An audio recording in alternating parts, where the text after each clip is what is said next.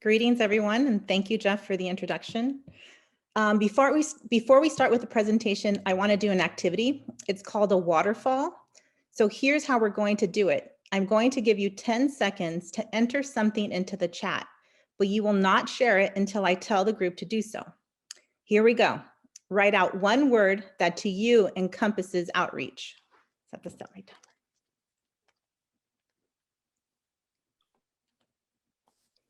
Okay.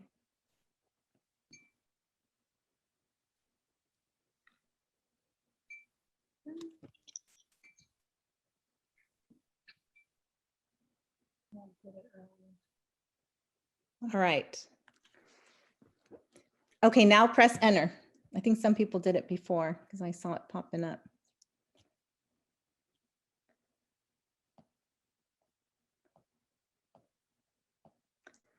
Thank you. Lots of different perspectives. We can describe outreach using various terms, and I thank you for sharing yours. Today, I want to go inside the outreach that's done at the Gevirtz Graduate School of Education. Jeff shared with you what I do, but that's just one part of all the outreach that takes place at GGSC. Next slide. Let's explore the types of outreach that are possible. When looking at those three categories, so much can be represented in them. Since we are a Research One institution, our outreach, when appropriate, involves applied research, field placements, and instruction. But we go far beyond that by also including civic engagement, service learning, and expert assistance. So how does it happen? People and their dedication to their field, job, and the community. Faculty, staff, graduate students, and undergraduates contribute to outreach. Here are a few that exemplify elements of successful outreach. Next slide. Britt and Samantha are a perfect example of how a brainstorm session with the right people can open the door to different possibilities and create a robust series. The Future Me series, exploring careers and professional possibilities, was in development when Samantha contacted Britt about promoting the teacher education program to early academic outreach program interns. Here's how Britt described the process. As we started to enter into discussions about the third presentation in the series, the idea of promoting different facets of education started emerging, and the GGSC team really started helping us shape who and what we could talk about across a broad range of educational careers and professional possibilities. They also identified the speakers, the areas of focus, and secured our panel. The rest is history, as they say. Next slide. Dr. Jemerson is a community partner in Santa Barbara Unified School District's Task Force for School Climate and Safety, which organizes forums at school sites.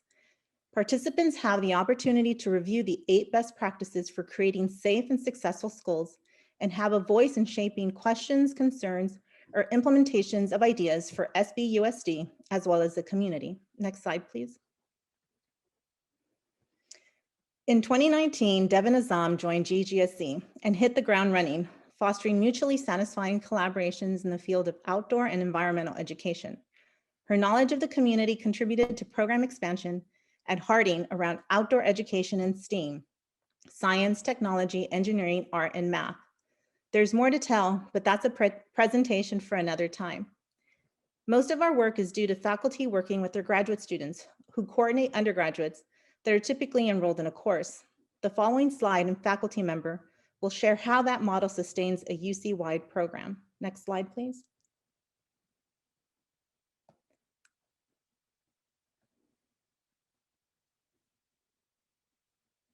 You might have to click again. It should have gone automatically to the audio.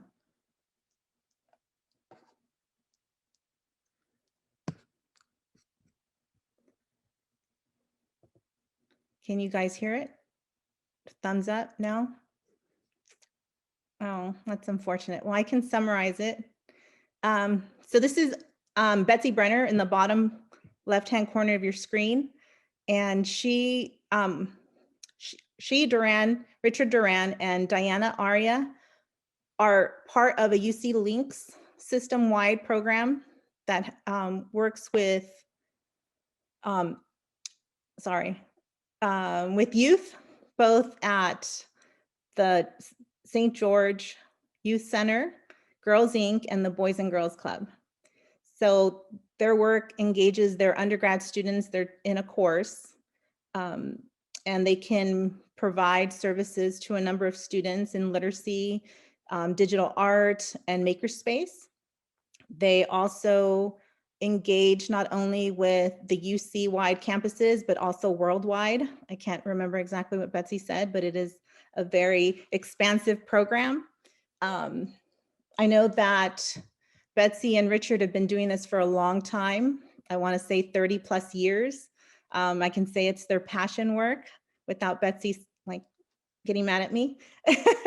And I think it just shows, it's a perfect example of showing how our faculty are really vested in some of these outreach programs, and it's a long-standing relationship that they have with their partners. So unfortunately, you couldn't hear Betsy say it, but I hope I captured the essence of her little talk there. Next slide. So finally, I'd like to share with you an 11-year partnership between the district, Harding University Partnership School, and the university. In 2016, I had the privilege and pleasure to become part of the school community. Harding serves 352 students from transitional kindergarten to the 6th grade. Working closely with Principal Veronica Binkley, we identified 4 areas where outreach was most needed: balanced literacy, targeted math support, emotional learning, and community and parent engagement. Our work is guided by these goals. This is a great opportunity to complement what the district is already doing to help support students and bolster gaps as identified by the school. Next slide, please. Dr. Arya provides student intervention to support reading and writing knowledge and skills for elementary students across grades 4 through 6. This work would not be possible if not for the feet on the ground, or most recently, face on a computer undergraduate students and their doctoral student supervisor, Valerie Meyer.